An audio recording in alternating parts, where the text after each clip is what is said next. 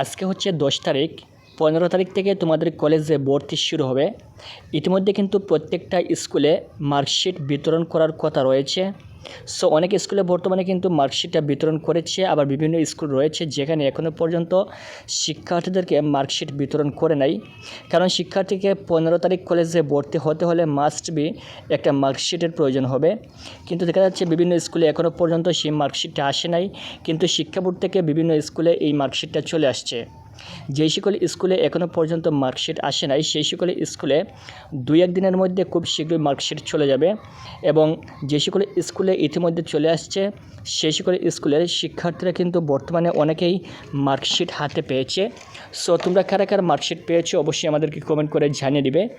এবং যে সকল শিক্ষার্থীরা এখনও পর্যন্ত মার্কশিট পাও নাই, তোমরা তোমাদের স্কুলে গিয়ে খোঁজ করবে কবে তোমাদের স্কুলে এই মূল মার্কশিটটা আসে।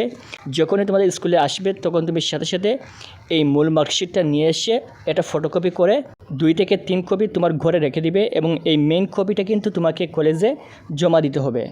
যেহেতু এই মুহূর্তে তোমাদের হাতে সময় খুবই কম এবং মাস্ট বি এই মার্কশিট প্রয়োজন হবে তোমাদের কলেজে ভর্তি হতে, তোমরা অবশ্যই খোঁজখবর নেবে তোমাদের স্কুলে মার্কশিট আসছে কি না।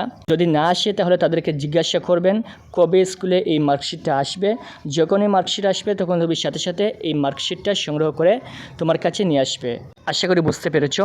15 তারিখ থেকে 25 তারিখ পর্যন্ত এই 10 দিন তোমাদের কলেজে ভর্তি শুরু হবে। এই 10 দিনের ভিতরে তোমাদেরকে কলেজে মাস্ট বি ভর্তি হতে হবে।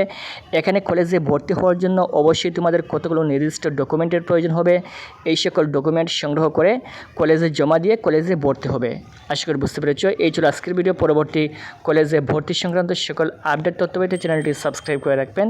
Thank you so much.